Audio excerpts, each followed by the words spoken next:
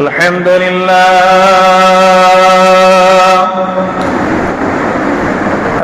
لله الذي أنزل على عبده القرآن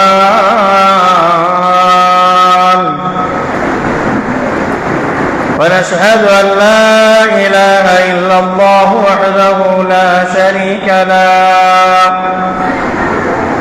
اللهم صل على محمد وعلى آل محمد نبي الأمي وعلى آله وصحبه أجمعين أما بعد أوصيكم عباد الله فإياي أولا بتقوى الله فقد قال الله تعالى في القرآن العظيم وفي الفرقان المجيد أعوذ بالله من الشيطان الرجيم بسم الله الرحمن الرحيم وما كان ربك ليهلك القرى بظلم وأهلها مصلحون وقال نبينا صلى الله عليه وسلم ألا أخبركم بأفضل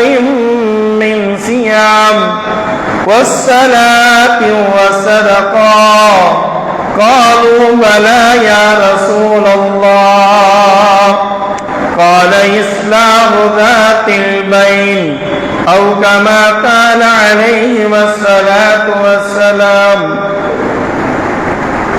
السلام عليكم ورحمة الله وبركاته. அல்லாஹ்வுடைய கிருபையினால் உடுமலை மடத்துக்குளம் வட்டார ஜமாத் உலமா சபையும் மடத்துக்குளம் சுன்னத்துல் ஜமாத் பள்ளிவாசல் நிர்வாகமும் இணைந்து நடத்தக்கூடிய மாதாந்திர பெண்கள் பயான் நிகழ்ச்சிக்கு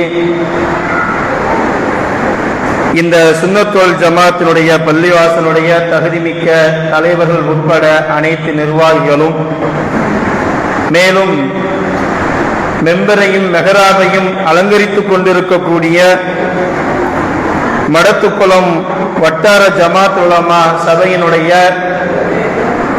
மரியாதை மிக்க மகத்துவமிக்க உலமா பெருமக்கள், மேலும் இங்கே வந்திருக்கக்கூடிய தாய்மார்கள், சகோதர சகோதரிகள், பெரியவர்கள் அனைவர்களுக்கும் இஸ்லாத்தின் காணிக்கையான சலாத்தினை கூறிவிட்டு என்னுடைய உரையை ஆரம்பம் செய்கின்றேன். அஸ்ஸலாமு அலைக்கும் வரஹ்மத்துல்லாஹி வபரகாத்துஹு.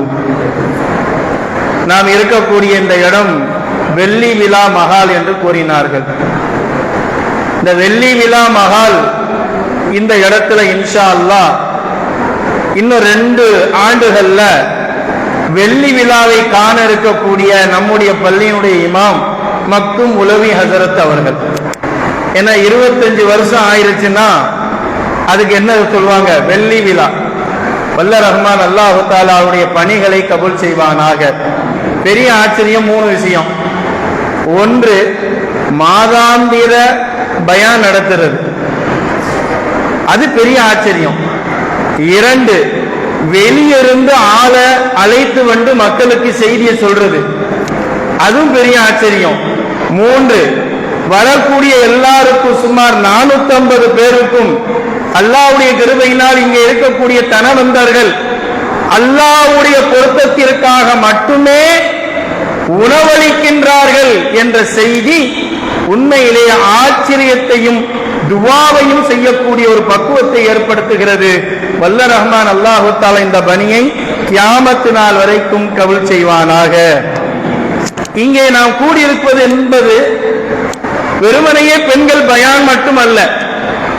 நபிகள் நாயகம் ஸல்லல்லாஹு அலைஹி வஸல்லம் அவர்கள் எந்த ஒரு புரட்சியை, சரித்திரத்தை இந்த சமுதாயத்திற்கு தன்னுடைய கடைசி காலகட்ட வரைக்கும், ஏன் கடைசி மூச்சு வரைக்கும் அயராது உழைத்தார்களோ அதைதான் இந்த சமுதாயம் செய்து கொண்டிருக்கின்றது.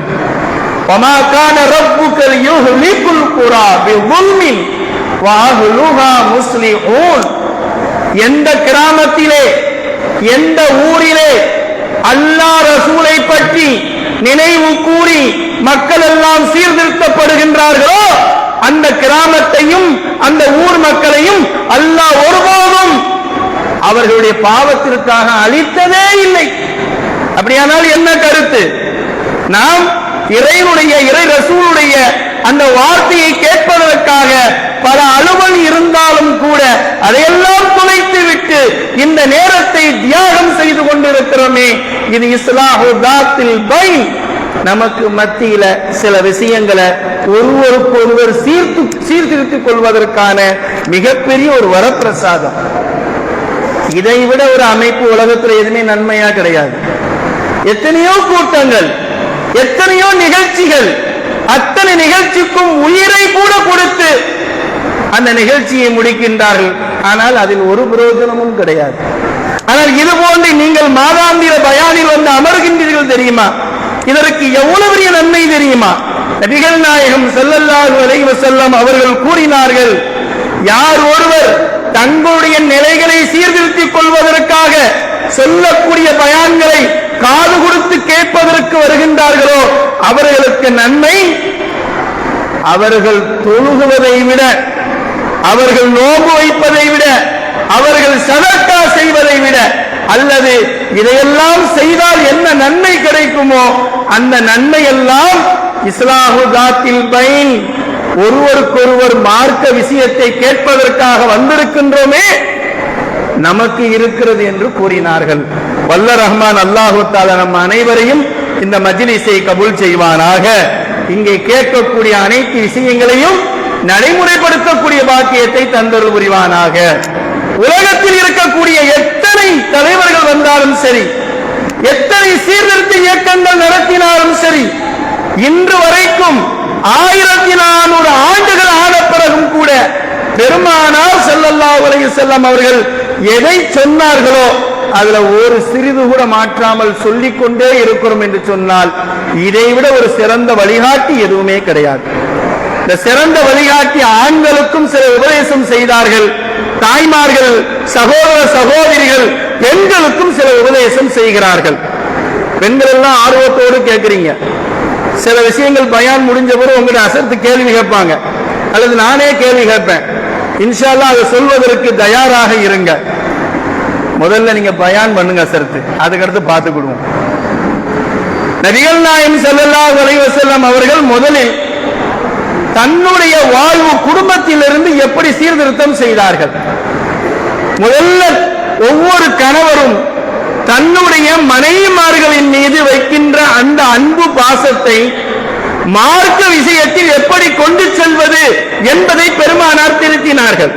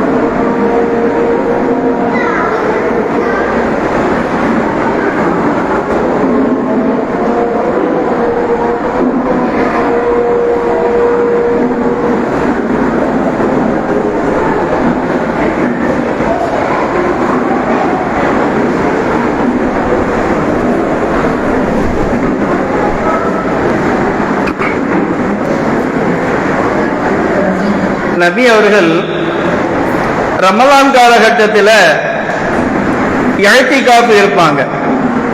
அப்படி இஅ்திகாஃப் இருக்கும்போது ஒரு நாள் ஆயிஷா ரலியல்லாஹு அன்ஹா அவர்கள் நபி அவர்களிடத்துல கேட்டாங்க, யா ரசூலல்லாஹ் இன்னி உரீது அன் அஅ்தகிஃப இன்தக ஃபி ஹாதா ஷஹ்ரி, இந்த மாதத்துல உங்களோடு நான் இஅ்திகாஃப் இருக்க ஆசைப்படுறேன் என்று சொன்னார்கள். பெண்கள் வீட்டில் தான் இஅ்திகாஃப் இருக்கணும், பள்ளிவாசல் இருக்கக்கூடாது. அப்ப நபிகள் நாயகம் ஸல்லல்லாஹு அலைஹி வஸல்லம் அவரிடத்துல ஆயிஷா அம்மாவுக்கு ரொம்ப ஆசை, எப்படியாவது நம்ம இஅ்திகாஃப் இருக்கணும்.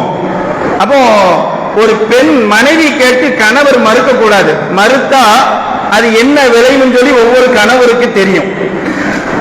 ஒரு மேஜிக் நடந்துச்சு, ஒரு மேஜிக். அந்த மேஜிக் ஷோல ஒரு கிளாஸ் டம்ளர்ல தண்ணிய ஊத்தி இப்படி இப்படி சொல்லி மறைச்சி ஒரு கர்ச்சீப் எடுத்தான். கர்ச்சீப் எடுத்துட்டு அந்த மேஜிக் ஷோ செய்யக்கூடியவன் எல்லாத்தையும் பார்த்து கேட்கிறான், இது மாதிரி உங்களால செய்ய முடியுமா? உடனே ஒருவர் எந்திரிச்சாரு, நீ என்னப்பா பெரிய மேஜிக் செய்யற, ஒரு கிளாஸ் தண்ணீர்ல ஒரு கர்ச்சீப்பை மட்டும் எடுத்திருக்க, எங்க வீட்டம்மா ஒரு சொட்டு கண்ணீர் வடிச்சு ஒரு பட்டுப்புடவை எனக்கு வாங்கிடுவான். அப்படிப்பட்ட எங்க மனைவிக்கு முன்னாடி இந்த மேஜிக் ஷோவே கிடையாதப்பா. அந்த அளவுக்கு கணவன் மனைவி அண்டர்ஸ்டாண்டிங். கணவன் கேட்டால், கணவனிடத்தில் மனைவி கேட்டால் அது எப்படி கொண்டு போகணும். பள்ளிவாசலாம் இஅ்திகாஃப் இருக்கக்கூடாது. ஆயிஷா ரலியல்லாஹு கேட்டாங்க. அப்ப ரசூல் ஸல்லல்லாஹு அலைஹி வஸல்லம் காதுல சொன்னாங்க, ஏமா இந்த ஒரு வருஷம் மட்டும் நீங்க என் கூட இஅ்திகாஃப் இருங்க அப்படின்ட்டாங்க. பெண்கள் என்ன பிரச்சனை தெரியுமா, அவளோட இன்னும் 10 மனைவிமார்கள் இருக்கிறாங்க, தான் மட்டும் உட்கார்ந்தா என்ன ஆயிரும், பிரச்சனை ஆயிரும் சொல்லி ரசூல் ஸல்லல்லாஹு அலைஹி வஸல்லம் வெளியே போய் ஒழு செஞ்சு வரக்குள்ளையும் இந்த அம்மா ஒவ்வொரு ஆண்டியும் சொல்லி 10 மனைவிமார்களும் பள்ளிவாசல்ல உட்கார்ந்து இருக்கிறாங்க. 10 மனைவிமாரும் உட்கார்ந்து இருக்கிறாங்க. நபி அவர்கள் சொன்னாங்க, மெனக்கெட்டு காதுல, அம்மா தயவு செய்து நீங்க மட்டும் வாங்க, இந்த ஒரு வருஷம் மட்டும் வாங்கன்னு சொன்ன பிறகும் ஆயிஷா அம்மா இத்தனை பேரை கூப்பிட்டு வச்சிருக்காங்களே, ஏன் ஆயிஷா இப்படி செஞ்சீங்க அப்படின்னு கேட்டா, ஆமா இன்னைக்கு நீங்க சொல்லிட்டு போறீங்க, நாங்க வீட்டோட நாங்களே 10 பேர் இருக்கோம், நாளைக்கு அந்த சண்டைக்கு வருவாங்களே அப்படின்னு அவங்க பதில் சொல்லுவாங்க. மற்ற மனைவிமார்கள்ட்ட நீங்க ஏன் இஅ்திகாஃப் இருக்க சொன்னீங்க, உங்களை யார் இருக்க சொன்னா அப்படின்னு கேட்டா அவங்க சொல்லுவாங்க, அப்ப நாங்கெல்லாம் மனைவி இல்லையோ, ஆயிஷா அம்மா மட்டும்தான் மனைவியோ, நாங்க இருக்க கூடாதோ அப்படின்னு கேட்பாங்க. இப்ப என்ன செய்ய ரசூல் ஸல்லல்லாஹு அலைஹி வஸல்லம் அவர்களுக்கு, கணவன்மார்களே இந்த யுக்தியை நீங்க என்ன செய்யுங்க, கையாளுங்க, இந்த யுக்தியை கையாளுங்க. என்னன்னா ரசூல் ஸல்லல்லாஹு அலைஹி வஸல்லம் 2 பேர்த்தையும் தடுக்க முடியாது. நேரா வந்தாங்க, இந்த வருஷம் நான் இஅ்திகாஃபே இருக்கலம்மா, இந்த வருஷம் நான் இஅ்திகாஃபே இருக்கிறேன். அதே மாதிரிதான் நபிகள் நாயகம் ஸல்லல்லாஹு அலைஹி வஸல்லம் சொன்ன உடனே அந்த ஒரு வருடம் பெண்களுக்கு மத்தியிலே பிரிவினையும் வந்துவிடக் கூடாது, மார்க்க சட்டத்தை புதிதாக பள்ளிவாசலில் வைத்து பெருமானாரே மனைவிமார்களை வைத்து இஅ்திகாஃப் இருந்தாங்க என்ற செய்தி வந்துவிடக் கூடாது என்பதற்காக நபிகள் நாயகம் ஸல்லல்லாஹு அலைஹி வஸல்லம் அவர்கள் குடும்பத்தில் இப்படி ஒரு விஷயத்தை கொண்டு வந்தார்கள் என்று சொன்னா, இது போன்று மனைவிமார்களுக்கு மத்தியில நாம் சின்ன சின்ன பிரச்சனையில் இருக்கும்போது அந்த பிரச்சனையை சுமூகமாக தீர்க்க வேண்டும். அன்புக்கினிய அல்லாஹ்வின் நல்லடியார்களே, பிள்ளைகளை பெருமானார் ஸல்லல்லாஹு அலைஹி வஸல்லம் அவர்கள் பெண்களின் மூலமாக எப்படி தீர்க்க சொன்னார்கள். தாய்மார்களே, நீங்கள் நபிமார்கள் கிடையாது, அவ்வளவுதான். ஆனா நீங்க தான் நபிமார்களை பெற்றிருக்கிறீர்கள், வலிமார்களை பெற்றெடுத்திருக்கிறீர்கள், நல்லடியார்களை பெற்றெடுத்திருக்கிறீர்கள். இந்த உலகத்தில் யாரெல்லாம் தலை சிறந்து தலை நிமிர்ந்து இறக்கின்றார்களோ அனைவரும் ஒரு தாயினுடைய வயிற்றில் இருந்தான் பெற்றிருக்கிறார்கள், பெறப்பட்டிருக்கிறார்கள். நீங்கள் நினைத்தால் ஒரு சிறந்த சமுதாயத்தை கொண்டு வர முடியும். நபிகள் நாயகம் ஸல்லல்லாஹு அலைஹி வஸல்லம் அவங்க சின்ன பிள்ளைய எப்படி வளர்க்கணும் என்பதை சொல்லி தந்தார்கள். சின்ன குழந்தைகளை எப்படி வளர்க்கணும் என்பதை அற்புதமாக நபிகள் நாயகம் ஸல்லல்லாஹு அலைஹி வஸல்லம் அவர்கள் சொல்லி தந்தார்கள். ஒரு சஹாபி பெண்மணி உஹது யுத்த களத்தில் இருக்கின்ற சமயத்தில் ஒரு வதந்தி பரப்பப்படுகின்றது. என்ன வதந்தி தெரியுமா? அன்னரம் பெருமானார் ஸல்லல்லாஹு அலைஹி வஸல்லம் அவர்களை காபீர்கள் கொலை செய்து விட்டார்கள், பெருமானாருடைய உயிரை எடுத்து விட்டார்கள் என்று சொன்னவுடனே சஹாபா பெருமக்கள் எல்லாம் நிலைகுலந்து பெருமானாருடைய உயிரை எடுத்து விட்டார்களே என்று பதட்டப்பட்டு ஓடிக்கொண்டிருந்தார்கள்.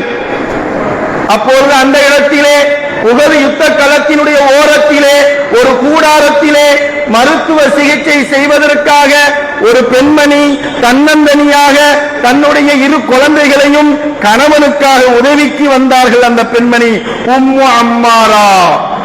உம்மு அம்மாரா பெருமானாரை கொலை செய்து விட்டார்களா என்று சொன்ன உடனே தூங்கிக் கொண்டிருக்கக்கூடிய 2 மகன்களையும் தட்டி எழுப்பி ஹபீப் அப்துல்லா 2 பேரையும் தட்டி எழுப்பி கணவரை தேடி கண்டுபிடிச்சி பெருமானாருடைய உயிரே போய்விட்டது, அங்கே நாம் சமாளிக்காமல் இங்கே நாம் என்ன செய்ய வேண்டும், வாருங்கள் என்று பெருமானாருக்கு என்ன ஆகிவிட்டது என்று ஹபீப் அப்துல்லா என்று சொல்லப்படக்கூடிய 2 சின்ன குழந்தைகளையும் அழைத்துக் கொண்டு தன்னுடைய கணவரையும் ஸைத் இப்னு ஆசிம் ரலியல்லாஹு அன்ஹு அவர்களையும் அழைத்துக் கொண்டு பார்த்தால் பெருமானார் கொலை செய்யப்படல. பொய் வதந்தி கிளப்பி விட்டார்கள், முஷ்ரிக்கீன்கள் வதந்தி கிளப்பி விட்டார்கள். அப்படி வதந்தி பொய் சொன்னாதான் யுத்தத்தில் ஒரு விதமான குழப்பங்கள் ஏற்படும் என்பதற்காக. இருந்தாலும் கூட இந்த பெண்மணி பெருமானாருக்கு எதுவும் ஆகிவிடக் கூடாது என்று ஒரு சஹாபி பெண்மணி தன்னுடைய 2 குழந்தைகளையும் அழைத்துக் கொண்டு கணவனோடு சுத்தி நின்று பெருமானாருக்கு வருகின்ற அம்புகளை எல்லாம் தன்னுடைய முதுகிலும் நெஞ்சிலும் அந்த சகோதரி வாங்கிக் கொண்டார்கள். ஒரு அம்பல்ல 2 அம்பல்ல 13 அம்புகள், 13 வெட்டுக்கள், 13 குத்துக்கள் அவ்வளவு வாங்கிக் கொண்டு பெருமானாரை பார்த்து கேட்டாங்க, யார சொல்லலாம், உங்க மேல எதுவும் பட்டுச்சா, உங்க தலையில எதுவும் பட்டுச்சா, உங்க காலில் எதுவும் பட்டுச்சா, உயிரோடு இருக்கின்ற என் கண் முன்னால் உங்களுடைய மேனியில் ஒரு விதமான பாதத்தின் ஒரு ரத்த துளி கூட படுவதை என்னால் விரும்ப முடியாது, அதை நான் வெறுக்கின்றேன் என்று சஹாப பெண்மணிகள் எல்லாம் பெருமானாரை பாதுகாப்பதற்காக தன்னுடைய 2 பிள்ளைகளையும் கணவனையும் அங்கே பயன்படுத்தினார்கள் என்று சொன்னால், மார்க்க விஷயத்தில் முதல்ல தாய்மார்கள் உள்ள வர வேண்டும். மார்க்க விஷயத்தில் முதல் தாய்மார்களுடைய ஈடுபாடு வர வேண்டும். அப்படி வந்துவிட்டால் இந்த மார்க்கத்தை எப்படி பாதுகாக்க வேண்டும் என்று வந்துவிடும். சமீபத்தில் நீங்கள் எல்லாம் கேள்விப்பட்டிருக்கலாம், கர்நாடகாவிலே ஹிஜாபுடைய பிரச்சனை வருகின்ற சமயத்தில் அந்த கல்லூரியில் காலெடுத்து வைக்கின்ற சமயத்தில் ஹிஜாப் அணிந்த ஒற்றை பெண்மணி, ஒற்றை சகோதரி அல்லாஹு அக்பர் அல்லாஹு அக்பர் என்று கூவிக்கொண்டு, உனக்காக என்னுடைய ஹிஜாபை நான் விட்டுக் கொடுக்க மாட்டேன், உனக்காக என்னுடைய மார்க்கத்தை நான் விட்டுக் கொடுக்க மாட்டேன் என்று மிகப்பெரிய தொனியில நீங்களாம் கேள்விப்பட்டிருப்பீங்க. ஆனா இப்ப எப்படி தெரியுமா ஆயிப்போச்சு சமுதாயம். கரூர்ல ஒரு பெண்மணி நம்முடைய சகோதரி ஹிஜாபை மாட்டிக்கொண்டு, என்னுடைய உயிர் இந்த தலைவர் தான், அல்லாஹ் பாதுகாப்பானாக. எப்படி இருந்த பெண்மணிகள், 41 பேரிலே ஒரு சகோதரி இறந்து விட்டார்கள். எந்த சகோதரி எனக்கு அவர்தான் தலைவர் அவர்தான் தலைவர் என்று கூறினாலோ அந்த சகோதரி இறக்கப்பட்டார் என்ற செய்தி எல்லா இஸ்லாமுடைய நெஞ்சத்தை கிழித்துக் கொண்டு, ஐயையோ அகால மரணம், இஸ்லாம் அல்லாத நிலையில் இறந்து விட்டார்களே என்று வருத்தப்படக்கூடிய அளவுக்கு ஆகிவிட்டது என்று சொன்னால், 5 வருடத்திற்கு முன்னால் கர்நாடகாவிலே அல்லாஹு அக்பர் என்ற ஒரு சிங்கப்பெண் கையை உயர்த்தினால், இங்கே ஒரு சாதாரண நடிகருக்காக தன் உயிரை துச்சமாக நினைத்தாள் என்று சொன்னால் ஈமான் எவ்வளவு ஆகிலமாக இருக்கின்றது. அதை சீர்திருத்துவதற்காகத்தான் இது போன்ற விஷயங்கள். அன்புக்கினியவர்களே, இந்த பெண்மணிகள் தான் இந்த சமுதாயத்தினுடைய எல்லா நல்ல காரியங்களுக்கும் முன்னால் நின்றவர்கள். அதற்கு சொன்னாங்க, இந்த பள்ளியினுடைய இமாம், வட்டார ஜமாத்துடைய செயலாளர், கண்ணிய மிகுந்த அதற்கு சொன்னாங்க, என்ன சொன்னாங்க தெரியுமா? ஆரம்பத்தில் எல்லாரும் ஹஜ் உம்ராக்கு போறோம், ஆனா அண்ணன் தம்பிட்ட சொல்ல மாட்டுக்கோ, பெரியவர்கிட்ட சொல்ல மாட்டுக்கோ என்று சொன்னார்கள். இப்ப நான் அந்த சப்ஜெக்டுக்கு வரல. எல்லாரும் உம்ராக்கு போயிருக்கீங்க, எல்லாரும் ஹஜ்ஜுக்கு போயிருக்கீங்க. உங்களை 2வது நாள் 3வது நாள் ஜியாரத்துன்னு கூட்டு போவாங்க. ஜியாரத்துன்னு கூட்டு போகும்போது இதான் அரஃபா, இதான் முஸ்தலிஃபா, இதான் மினா என்றெல்லாம் உங்களுக்கு சொல்லி தந்திருப்பாங்க. அதுல வாதி ஜுபைதா, ஜுபைதா அம்மாவுடைய கணவாயின் ஒரு கணவாய் இருக்கு. ரொம்ப தூரத்திலிருந்து மன்னர் ஹாரூன் ரஷீது பாதுஷாவுடைய மனைவி ஜுபைர் அம்மா சொன்னாங்களா, என்னுடைய கணவரே, என் அன்புக்கினியவரே, நான் ஹஜ்ஜுக்கு செல்லும் பொழுது ஹாஜிகள் எல்லாம் வெள்ள ஆடையிலே உட்கார்ந்து கொண்டிருக்கின்ற சமயத்தில் ஒய்யாரமான உச்சி மண்டையை பிறக்கக்கூடிய அந்த சூரியனுடைய வெப்பத்தை தாங்க முடியாமல் ஒவ்வொரு ஹாஜிகளும் கஷ்டப்பட்டு கொண்டிருக்கிறார்கள். எனவே எனக்கு ஒரு ஆசை, என்ன தெரியுமா? இதோ ஒரு தூரத்தில் இருக்கக்கூடிய பள்ளத்தாக்கில் இருந்து தண்ணீரை ஒரு கால்வாய் அமைத்து அந்த கால்வாயை அரஃபாவில் இருக்கக்கூடிய ஹாஜிகளுக்கு கொடுக்க வேண்டும் என்ற ஆசை இருக்கின்றது. உடனே சொன்னார்கள் மன்னர் ஹாரூன் ரஷீது பாதுஷா, என்ன செய்ய வேண்டும்? உலகத்தில் இருக்கக்கூடிய மிகப்பெரிய இன்ஜினியர்களை அழைத்து வரப்பட்டார்கள். ஒரு தாய் நினைத்தால் அங்குள்ள ஹாஜிகள் இன்னைக்கு வரைக்கும் துவா செய்வாங்க அந்த சுபைர் அம்மாவுக்கு. இன்ஜினியர் சொல்றாங்க, நீங்க நினைக்கிற மாதிரி இந்த இடத்திலிருந்து இந்த இடத்திற்கு சுமார் 70 கிலோமீட்டர் வரைக்கும் அந்த கணவாயை கொண்டு வரணும்னா நிறைய செலவாகும். அப்ப தங்க மதிப்பு எவ்வளவு செலவாகும்?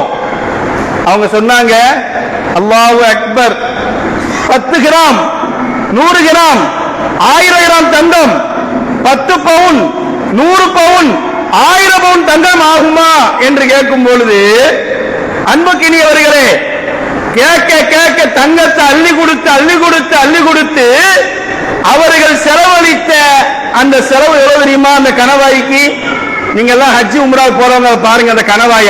இப்ப தண்ணி வரல, ஆனா அப்ப தண்ணி வந்துச்சு. 35,000 கிலோ தங்கம். எத்தனை? 35,000 ரூபாய் இல்ல, 35,000 கோடி இல்ல, 35,000 டாலர் இல்ல, 35,000 கிலோ தங்கம். இன்னைக்கு 1 கிராம் தங்கமே 11,550 ரூபாய். 3 நாளைக்கு முன்னாடி 12,200 ரூபாய். அசர்த்தி, நீ அசர்த்தால தங்க கடை வச்சிருக்கியா? நாங்க தான் ரேட்டு கரெக்டா சொல்லுவோம், நீங்க கரெக்டா சொல்றீங்க. அன்புக்கு நீ அல்லாஹ்வின் நல்லடியார்களே, 35,000 கிலோ தங்கத்தை அள்ளி கொடுத்து கொடுத்து கொடுத்து கொடுத்து ஒரு தாய், ஒரு பெண்மணி, பல கோடி பல லட்சக்கணக்கான ஹாஜிகளுடைய தாகத்தை தீர்த்து அல்லாஹ்வுடைய அரிசியிலே நல்ல பேர் வாங்குவதற்காக வேண்டி உதவி செஞ்சாங்க. இப்ப என்னன்னா, அவங்களுக்கு 2 மகன். அந்த 2 மகனையும் ஹாஃபிலா ஆக்கிட்டாங்க. அந்த 2 மகனையும் குர்ஆன மனப்பாடம் பண்ணிட்டாங்க. என் அன்புக்கினிய தாய்மார்களே, எத்தனை பேர் தன்னுடைய பிள்ளைகளை சரளமாக குர்ஆனை ஓத வைத்திருக்கிறீர்கள்? எனக்கு முன்னால் பேசிய ஹஜ்ரத் அற்புதமான ஒரு கருத்து சொன்னாங்க. தமிழ் கிதாபை பார்த்து நீங்க பிள்ளைகளுக்கு சொல்லி கொடுக்கிய, அதுக்கு ரைனும் தெரியல, காஃபும் தெரியல. அல்லாஹும்ம உஃபிர்லி சொல்வதற்கு அல்லாஹும்ம மக்ஃபிர்லி, யா அல்லாஹ் என்னை காஃபிராக ஆக்குவாக. நவுது பில்லாஹ். இப்படி குழந்தைக்கு பார்த்து கூட ஓதுவதற்கு நம்ம டைம் கொடுக்கலையே. இந்த அம்மா சுபைதா அம்மா தன் 2 மகன்களையும் ஹாஃபிலாக ஆக்கினார்கள். ஆக்கிட்டு இறந்து போய் சில நாட்கள் கழித்து தன் 2 மகனுடைய கனவிலே வருகிறார்கள். அங்கதான் நம்ம யோசிக்கணும். நீங்களே சொல்லுங்களேன், ஒரு சின்ன ஒரு கொஸ்டின் தான். 35,000 கிலோ தங்கத்தை செலவழிச்சு தண்ணீர் ஏற்பாடு செஞ்சிருக்கிறாங்க அல்லாஹ்வுக்காண்டி. இவங்க மறுமையில எங்க இருப்பாங்க? சொர்க்கமா நரகமா? எல்லாரும் சொர்க்கம் சொல்றீங்க. அவங்க கனவுல கொழுந்து விட்டு எரியக்கூடிய நரகத்திலே, யா வலதி என்னுடைய மகனே, யா வலதி என்னுடைய மகனே, நான் நரகத்தினுடைய ஜுவாலையை அனுபவித்துக் கொண்டிருக்கிறேன், நான் நரகத்தினுடைய வெப்பத்தை அனுபவித்துக் கொண்டிருக்கிறேன் என்று சொல்கின்ற சமயத்தில் மகன்கள் கேட்டார்கள், தாயே, எங்களை நீங்கள் ஹாஃபிலாக உருவாக்கி இருக்கிறீர்கள், ஒரு ஹாஃபிலின் மூலமாக 10 பேர் சொர்க்கத்துக்கு போகலாம், நீங்கள் 35,000 கிலோ தங்கத்தை செலவழித்து அந்த கணவாயை ஏற்படுத்தி கொடுத்திருக்கீர்கள் ஹாஜிக்கு தண்ணி குடிக்க, நீங்க ஏன் இந்த நரகத்துக்கு போனீங்க? உடனே அந்த அம்மா சொன்னாங்க, கனவிலே சொல்லுகிறார்கள், நான் ஒரு விஷயத்தை சொல்லுகிறேன், நீங்க அதை உடனடியாக நிறைவேற்றுங்கள். என்ன? நான் இவ்வளவு பெரிய கனவாய கட்டின, அதுல ஐனுல், அந்த அம்மா பேர் போட்டிருக்கு, ஐனு ஜுபைதா, இது ஜுபைதா அம்மாவுடைய கால்வாய். அல்லாஹ்விடத்துல இது அல்லாஹ்வுக்கு கட்டினியா அல்லது உங்களுக்கு கட்டினீங்களா அப்படின்னு நான் நினைக்கிறேன். அல்லாஹ் அதுக்காண்டி எனக்கு தண்டனை கொடுக்கான்னு நினைக்கிறேன். நீங்க உடனடியாக அந்த ஐனு ஜுபைதா என்ற வார்த்தையை உடனடியாக நீங்கள் இம்ஹு அழித்து விடுங்கள் என்று ஒரு தாய் கனவிலே சொன்ன பிறகு மறுநாள் இரு மகன்களும் மன்னர் ஹாரூன் ரஷீதா பாஷாவுடைய மகன்கள் உடனடியாக சென்று அந்த கல்லை அப்படியே அகற்றினார்கள் என்று வரலாறு கூறுகிறது. என்று சொன்னால் ஒரு தாயினுடைய இஹ்லாஸ் என்ன தெரியுமா? எவ்வளவுதான் பிள்ளைக்கு அள்ளி கொடுத்தாலும் சரி, கணவருக்கு செய்தாலும் சரி, சொல்லி காட்டாமல் இருப்பதை தான் அல்லாஹ் ரசூல் விரும்புறாங்க.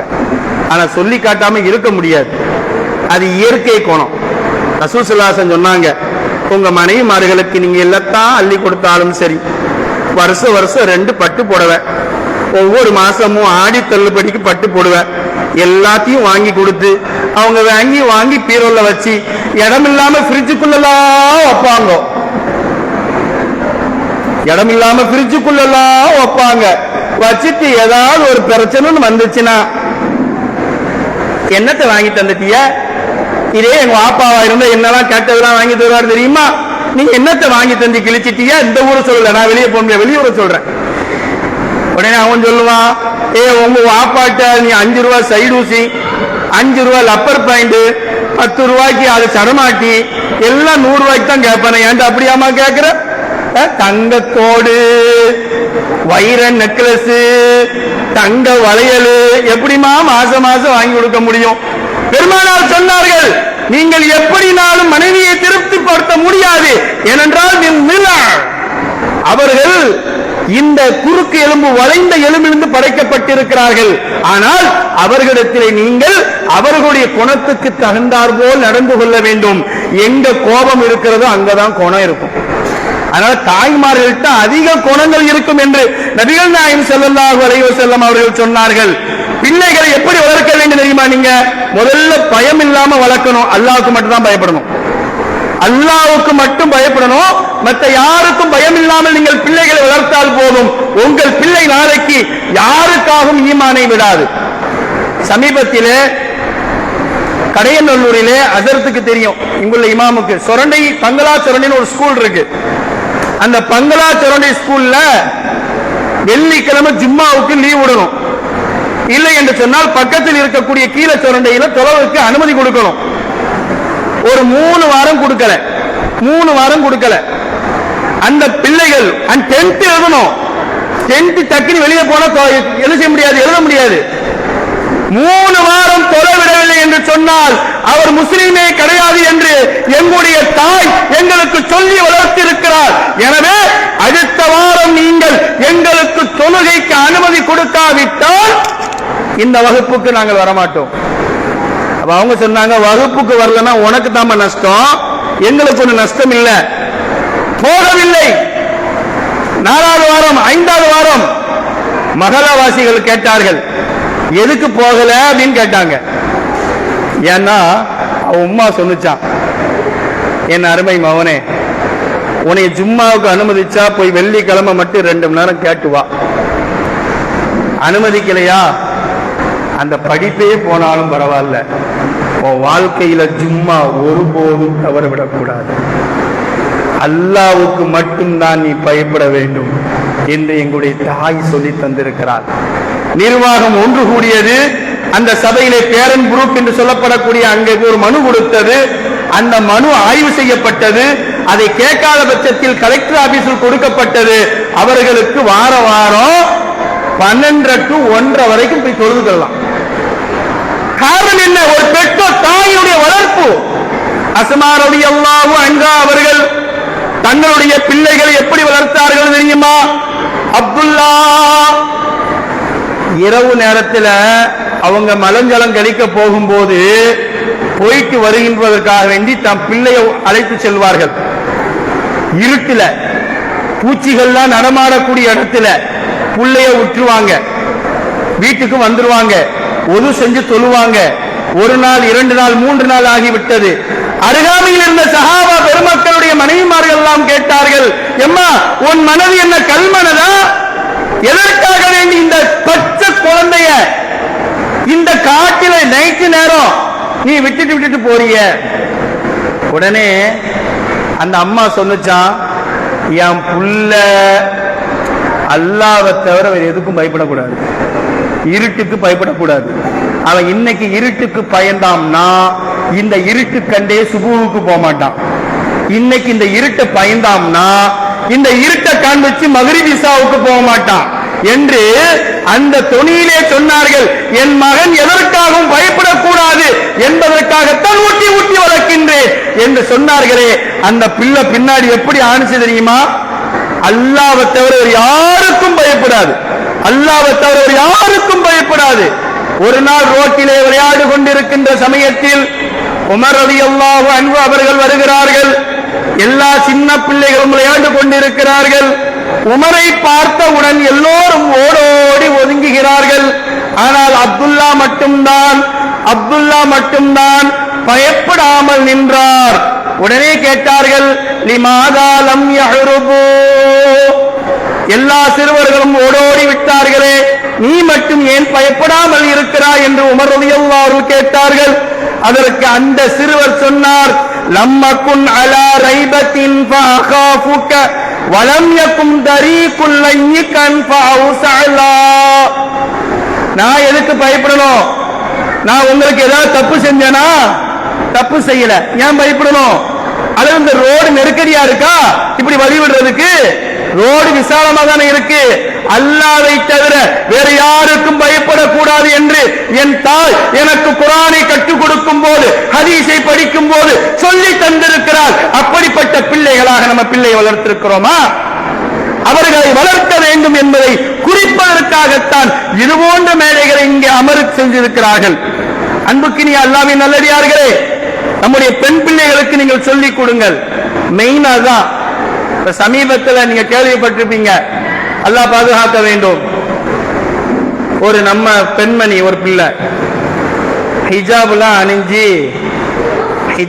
அணிஞ்சி ஸ்கூல் வாசலுக்கு போன பிறகு ஹிஜாபை எடுத்துட்டு டி-ஷர்ட் ஜீன்ஸ் பேண்ட். அல்லாஹ் பாதுகாக்கணும். தமிழகத்தில் 2 நாளைக்கு நீங்க முன்னாடி தினமணி போன்ற பத்திரிகையில பார்த்தா உங்களுக்கு தெரியும். எந்த மாவட்டம் சொல்றேன்? திண்டுக்கல் மாவட்டம் தான். எந்த ஊருன்னு சொல்லணுமா?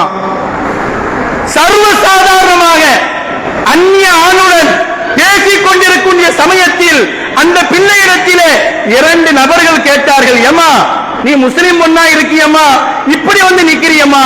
அதுக்கு அந்த புள்ள சொன்ன வார்த்தை அவர்களை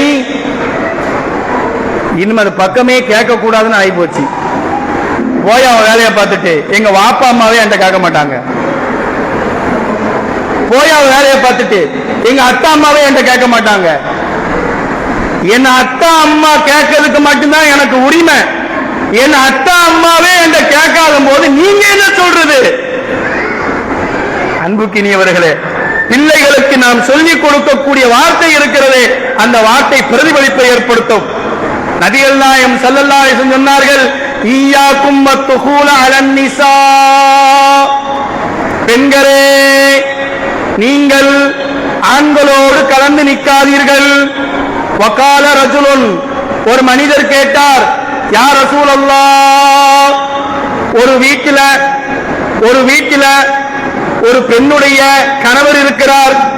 கணவருக்கு அண்ணன், தம்பி, அத்தா, மாமா, சச்சா எல்லாரும் வீட்டில் இருக்கிறாங்க. இந்த பெண்ணு கனவு இருக்கும்போது தலையில ஹிஜாபை எடுத்து தலைமுடி தெரியற அளவுக்கு இருக்குது. இதே மாதிரி அந்த மாப்பிள்ளையுடைய தம்பி அல்ஹம்மு, மாப்பிள்ளையுடைய தம்பி, மாப்பிள்ளையுடைய அண்ணன், அதான் மச்சான், கொழுந்தனார், நாத்தனார், இவங்க எல்லாம் அந்த பெண்ணுடைய முடிய பாக்குறாங்க, ஹிஜாப் இல்லாம பாக்குறாங்க, அதெல்லாம் அசால்ட்டா பாக்குறாங்க. இது கூடுமா என்று கேட்டார். அபரைத்தல் ஹமுவ யா ரசூலல்லாஹ், அல்லாஹ்வின் தூதரே, ஒரு மனைவியினுடைய கணவனுடைய தம்பி, கணவனுடைய அண்ணன், அதாவது சின்ன நாத்தனார், பெரிய நாத்தனார், கொழுந்தனார், பெரிய கொழுந்தனார், மச்சா, அதே மாதிரி அவருடைய அத்தா, அவருடைய சச்சா, அவருடைய மாமா எல்லாரும் இருக்கும்போது அந்த பெண்ணு தன் தலைமுடிய காட்டலாமா? வீட்டுல புர்கா இல்லாம இருக்கலாமா? ஹிஜாப் இல்லாம இருக்கலாமா என்று கேட்கும் பொழுது நபி அவர்கள் சொன்னார்கள், அல் ஹம்மு அல் மௌத். இப்படி யாரெல்லாம் தன்னுடைய கணவனுடைய அண்ணனா இருந்தாலும் சரி, தம்பியா இருந்தாலும் சரி, வாப்பாவா இருந்தாலும் சரி, மாமாவா இருந்தாலும் சரி, உங்க முடிய நீங்க காட்டக்கூடாது. நீங்க முடிய காட்டினீங்கன்னா அது மௌத்துக்கு சமம் என்று சொன்னார்கள். அப்படின்னா என்ன தெரியுமா? மௌத்தை கண்டால் எப்படி பயப்படணுமோ, மௌத்தை கண்டால் எப்படி நாம் அஞ்சுகிறோமோ, அதே போன்று நம்முடைய நாத்தனார், கொழுந்தனார், அவங்க நம்முடைய கணவருக்கு அண்ணன் தம்பியா இருக்கலாம், ஆனா நம்முடைய முடிய அவங்க பார்க்க கூடாது. இன்னைக்கு சர்வ சாதாரணமா அதனால என்ன வந்துருச்சு அசர்த்து?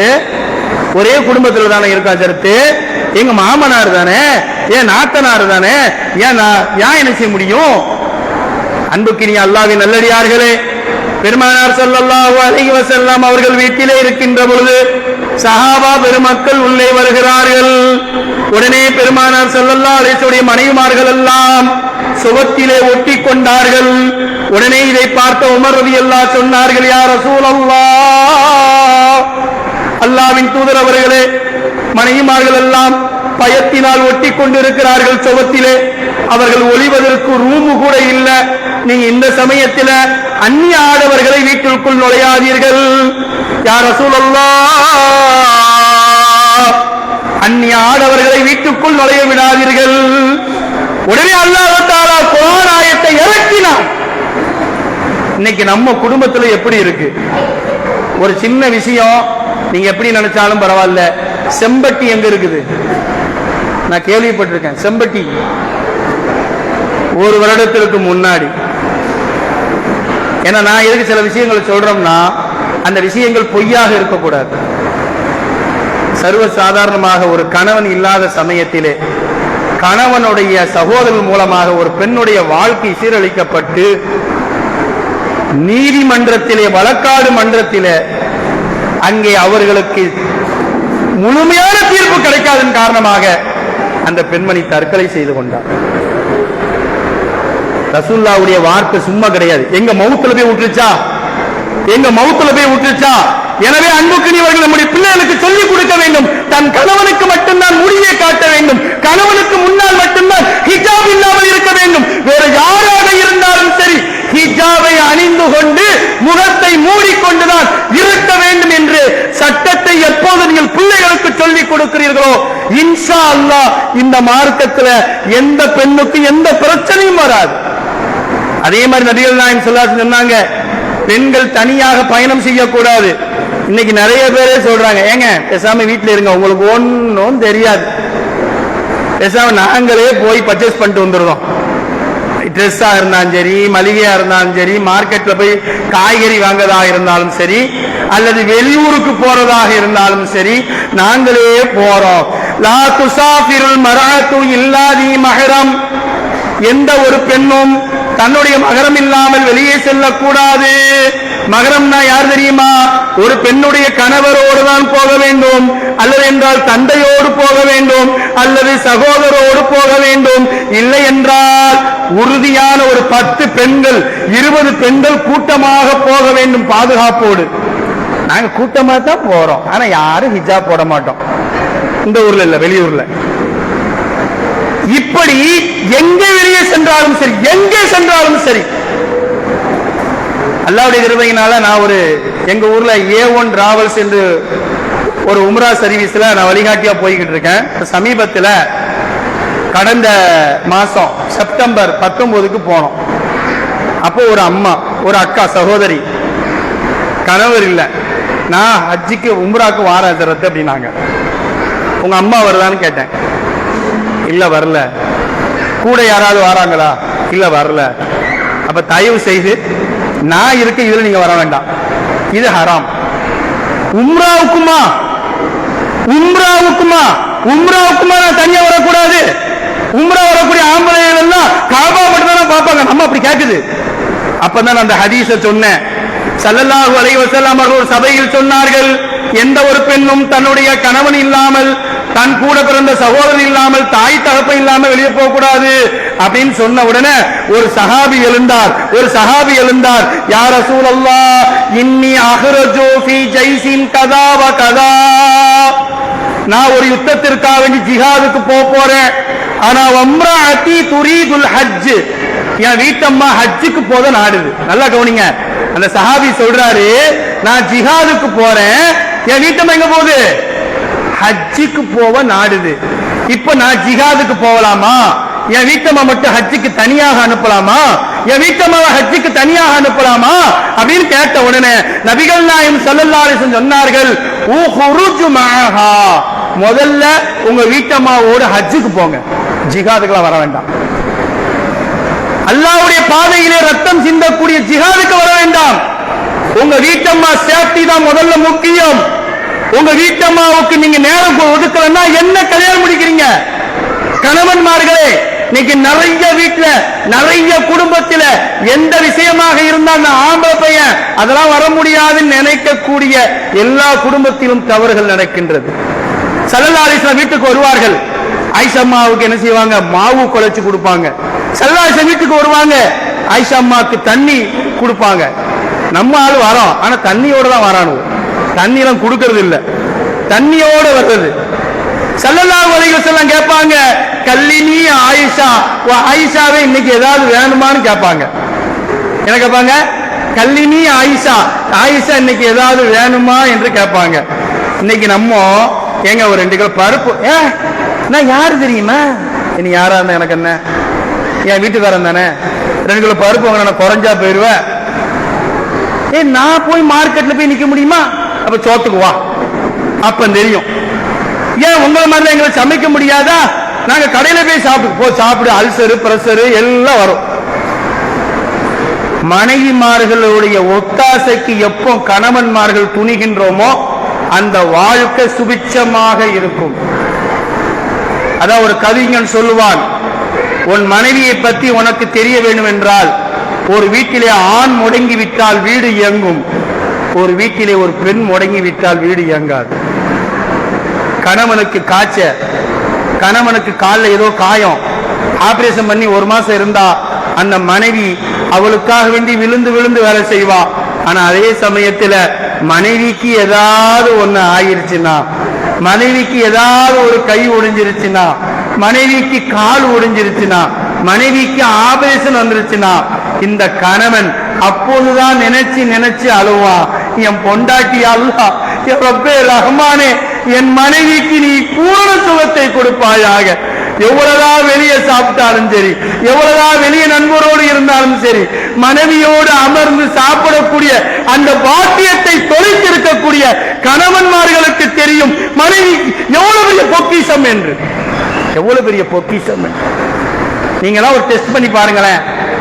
கொரோனா சமயத்தில் ஒரு ஆள் என்ன செஞ்சாரு, போ வீட்டுக்கு போ, நான் கடையில சாப்பிட்டுக்கிறதாரு.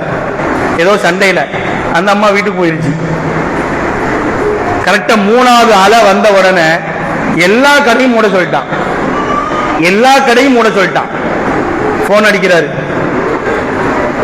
என் தங்கம் போனை வைக்கிறியா இல்லையா? வச்சிருச்சு. மூடி அடிக்கிறாரு, என் வயிறம் போனை வைக்கிறியா இல்லையா? வேற வழியே இல்ல, நேரம் அம்மாவுக்கு அடிச்சிட்டாரு. என் தங்கத்தை பெத்தவள, என் பெத்தவள, என்ன மருமவன எப்படியாவது கொடுங்கனே. என்ன ஏமா தெரியாம சொல்லிட்டேன், என் தங்கம் வாமா, பஸ்லாம் ஓடல, போ வர முடியாது. சரி பசிக்குது, கடையில போய் சாப்பிடு. கடையெல்லாம் பூட்டி கிடக்க, என் தங்க குட்டி பூட்டி கிடக்க கடை, ஆனா மனசு கேட்கல, போனை வச்சிருச்சு, கொஞ்ச நேரத்துக்கு போன் அடிச்சிச்சு. சரி சரி போ, நேரா இட்லி கோப்பரை எடுத்தாச்சு. மாவு ஃப்ரிட்ஜில் இருக்கு, எடுங்க, எடுத்தாச்சு. சட்டியை வைங்க, வச்சாச்சு. தண்ணிய ஊத்துங்க, ஊத்தியாச்சு. கொதிக்குதா? கொதிக்கலம்மா. 2 நிமிஷம் கழிச்சாச்சு. கொதிக்குதா? கொதிக்கலம்மா. ஏன் அடுப்பை பத்த வச்சியா? பத்த வைக்கலையம்மா என் தங்கம். அடுப்பை கூட பத்த வைக்க தெரியல. அடுப்பை பத்த வைக்கும் போத அடுப்பை பத்த வச்சாச்சு. அப்படி இப்ப கொதிக்குதா? கொதிக்குது. இட்லி தட்டு இருக்கா? தட்டு இருக்கு. மாவு குழைச்சாச்சா? குழைச்சாச்சு. நாக்கில வச்சு பாருங்க, என்னம்மா உப்பே இல்லை. உப்பு போடு. உப்பு போட்டாச்சு. ஊத்தி வைங்க. வச்சா ஏமா ஒழுவுதுமா, ஒழுவுது. ஒழுவுதா? ஓ, இட்லி துணி போட்டியாயா? இட்லி துணி மறந்துட்டேன. ஓ, பீரோல போய் உன் வேட்டி இருக்கும், அந்த வேட்டியை 4ஆ கிழிச்சு, அடே இப்படிதான் என் வேட்டி 10 வேட்டி காணாம போச்சோம்மா. அது அப்படிதான். ஒரு சாதாரண ஒரு இட்லியை கூட நம்மளால மனைவி இல்லைன்னா சமைக்க முடியாது. அப்படிப்பட்ட மனைவியுடைய அந்த விதமான உணர்வு பெருமானார் ஸல்லல்லாஹு அலைஹி வஸல்லம் சொன்னாங்க, உங்கள் மனைவிக்கு நீங்கள் ஒன்றுக்கொன்று உதவியாக இருக்கும் போது அந்த மனைவி உங்களுக்கு ஒத்தாசையாக இருப்பார்கள். இந்த சஹாபிக்கு சொன்னாங்க பெருமானார், ஓ உங்க மனைவிக்கு நீங்க அவளோடு சேர்ந்து ஹஜ்ஜுக்கு போங்க, நீங்க ஒண்ணு என்ன செய்ய வேண்டாம், ஜிஹாதுக்கு வர வேண்டாம். இப்ப அந்த பெண்ணுக்கு நான் சொன்னேன், தயவு செய்து நீங்க உம்ராவுக்கு நீங்க தனியா வரக்கூடாது, நேரா அவருடைய மாமியை அழைத்துக் கொண்டு அதற்காகவே அவர்கள் உம்ராக்கு வந்தார்கள். அன்புக்கினியவர்களே, உம்ரா என்பது அல்லாஹ்வுக்கும் நமக்கும் ஒரு சொந்தம். உம்ரா என்பது அல்லாஹ்வுடைய விருந்தாளிகள். உம்ரா என்பது அல்லாஹ்வுடைய பாதுகாப்பு. வமன் தஹலவு கான ஆமினா, யார் மக்காவுக்குள் நுழைந்து விட்டார்களோ அவர்கள் பாதுகாப்புள்ளவர்களாக இருப்பார்கள். அப்படிப்பட்ட மக்காவுக்கு போனாலும் சரி, ஊட்டி கொடைக்கானலுக்கு போனாலும் சரி, கணவன் மனைவி அல்லது தன் ஒரு பெண்ணுடைய வாப்பா அம்மா இவங்க துணை இல்லாமல் போகக்கூடாது. அன்னைக்கு நீங்க நிலைமை எப்படி தெரியுமா? நம்முடைய பிள்ளைகளை டூரிஸ்ட் என்று படிக்கிற பிள்ளைகளை 12ஆம் வகுப்பு 13ஆம் வகுப்புன்னு சொல்லி 12ஆம் வகுப்பு பிள்ளைகளை ஈஸியா இன்னைக்கு கொடைக்கானல், ஊட்டி கொடைக்கானல் அனுப்புறோமே, கொஞ்சம் யோசித்து பார்க்க வேண்டும். அன்புக்கினியவர்களே, அதே போன்று பெருமானார் சொன்னார்கள், ஆண் பெண்ணோடு கலந்து இருக்க கூடாது. இந்த மேடை இருக்கு, இந்த சபை இருக்கு, இந்த சபையில பாருங்க ஸ்கிரீன் துணி இருக்கு, இந்த சைடு பெண்கள், இந்த சைடு ஆண்கள், இதான் ஒழுக்கம். ஆனா இதே பள்ளிவாசல்ல நீங்க வெளியே போகும்போது ஆண்களும் பெண்களும் கலந்து போனாலுமே மார்க்க விஷயத்துல தடை. நபிகள் நாயகம் ஸல்லல்லாஹு அலைஹி வஸல்லம் அவங்க ஒரு நாள் ஹாரிஜும் மினல் மஸ்ஜிதி, பள்ளிவாசலை விட்டு வெளியே வராங்க. பள்ளிவாசலை விட்டு வெளியே வந்தா ஃபஹ்தலத்த ரிஜாலு வன்னிசா, ஆணும் பெண்ணும் கலந்துகிட்டே வெளியே போறாங்க. உடனே நபியர்களுக்கு கோபம் வந்துருச்சு. நபியர்கள் சொன்னாங்க, இஸ்தஅகிர்ன ஃபஇன்னஹு லைஸ லகுன்ன அன் தஹக்குக்குன அத்தரீக அலைக்குன்ன பிஹாஃபாத்தி தரீக். ஓ என் பெண் சமுதாயமே, நீங்க ஆண்களோடு என்ன செய்யாதீங்க, கலந்து போகாதீங்க, ஆண்களோடு ஒட்டி போகாதீங்க. ஒண்ணு நீங்க பின்னாடி வாங்க, இல்லை என்றால் உங்களுக்கு தனி பாதையா இருந்தா தனியா போங்க என்று பள்ளிவாசலுக்கு தொழுகைக்கு வந்த பெண்களை கூட தனிமையாக ஆக்கி வைத்தார்கள் என்று சொன்னால் நம்முடைய மார்க்கம் எவ்வளவு பெரிய மார்க்கம். நீங்க தவாப் போகும்போது பாருங்க, மக்காவுல தவாப் முடிஞ்ச உடனே தொழுகைக்கு பாங்கு சொல்லிடுவாங்க. பாங்கு சொன்ன உடனே எல்லா தாய்மார்களும் எப்படியாவது கஅபாவை பார்த்து தொழுவுமேன்னு சொல்லி ஆண்கள் இருக்கக்கூடிய இடத்துக்கு தக்பீர் கட்டிடுவாங்க. மக்கள் எப்படின்னா தக்பீர் கட்டினா என்ன செய்ய மாட்டாங்க, போ சொல்ல மாட்டாங்க. நம்ம அதை தந்திரமா அல்லாஹ் அக்பர், போலீஸ்காரன் வரானா, அல்லாஹ் அக்பர், போலீஸ்காரன் வரானா, இப்படியே தொழுதுகிட்டு இருக்கும். அப்படியே எல்லாரும் கூடிடுவாங்க. கடைசியில சஜிதாவிலேயே கிடக்கும், அல்லாஹ் அக்பர், சுபஹான ரப்பில் ஆலா இருக்கானா, சுபஹான ரப்பில் ஆலா இருக்கானா. அதுக்கு ஒரு ஆசை தான் மக்காவிலேயே தொழுவுன்னு. ஆனா ஆண்களோடு இருக்கக்கூடாது இல்லையா, இந்த சைடு ஆண்கள், இந்த சைடு ஆண்கள். ரொம்ப நேரமா நம்ம இருக்கும், ஹஜ் எல்லா ஹஜ், சூரா சூரா எல்லா ஹஜ் எல்லா ஹஜ், அவனு கத்திக்கிட்டே இருப்பான் போலீஸ்காரன். சமீபத்தில் ஒரு சர்வே, என்ன சர்வே தெரியுமா? உலகத்தில் இருக்கக்கூடிய காவலர்கள், உலகத்தில் இருக்கக்கூடிய போலீஸ்களில் மக்களிடத்திலே நளினமாக நடக்கக்கூடிய போலீஸ் யார் என்று சொன்னால் சவுதி அரேபியா போலீஸ். அது மக்காவில் இருக்கக்கூடிய போலீஸ். நீங்க என்னதான் தப்பு செஞ்சாலும் சரி, சட்டம் ஒருவான தவிர கை நீட்ட மாட்டான். எல்லா ஹஜ் இந்த அம்மா ரொம்ப நேரம் நின்னுக்கிட்டே இருக்கு. போயிட்டானா? சுபஹான ரப்பியல் ஆலா, சுபஹான ரப்பியல் ஆலா. போன் அடிச்சான்.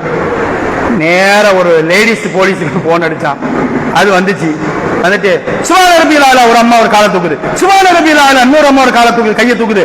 அப்படியே தூக்கிட்டு போய் பொம்பளையில இருக்க இடத்துல உட்கார்ந்து பார்க்குது. இது என்னமோ மலக்கு தான் நம்மளை கூட்டு போறாங்கன்னு நினைச்சுக்கிட்டு சுபஹான ரப்பியல் ஆலா, சுபஹான ரப்பியல் ஆலா. பார்த்தா இந்த அம்மா அங்க போய் உட்கார்ந்து இருக்கு. இந்த அம்மா இங்க போய் உட்கார்ந்து இருக்கு. ஐயோ, என் ஹேண்ட்பேக்கை காணுமே, என் ஹேண்ட்பேக்கை காணுமேன்னு சொல்லி சத்தம். அந்த போலீஸ்கார அம்மா அப்படியே எடுக்கும், முன்னாடி தான் இருக்குது. இதுக்கு ஏன் சொல்றேன் தெரியுமா? உம்ராவா இருந்தாலும் சரி, ஹஜ்ஜாக இருந்தாலும் சரி, தன் கணவன், தாய், தகப்பன் துணை இல்லாமல் போகக்கூடாது என்று மார்க்கம் சொல்லுதுன்னா, அப்ப இந்த வெளியே போகக்கூடிய சமயத்தில் நம்முடைய பிள்ளைகளுக்கு தாய்மார்கள் சொல்லிக் கொடுக்கணும். ஸ்கூலுக்கு போகும்போது கண்டிப்பாக அந்நியரிடத்தில் பேசக்கூடாது. பேசக்கூடிய சூழ்நிலை இருந்தால் என் தாயிடத்தில் பேசிக் கொள்ளுங்கள், என் தந்தையிடத்தில் பேசிக் கொள்ளுங்கள், என் அண்ணனிடத்தில் பேசிக் கொள்ளுங்கள் என்று பிள்ளைகளுக்கு நாம் சொல்லிக் கொடுக்கும் போது கலாச்சார சீரழிவு வராது. அடுத்து பெருமானார் கற்றுக் கொடுத்தாங்க, லஅனல்லாஹு அல் முத்தஷப்பிஹைன பின் நிசா மினர் ரிஜால் வல் முத்தஷப்பிஹாத்தி மினன் நிசா பிர் ரிஜால். இன்னைக்கு நிறைய இடத்துல நடக்குது.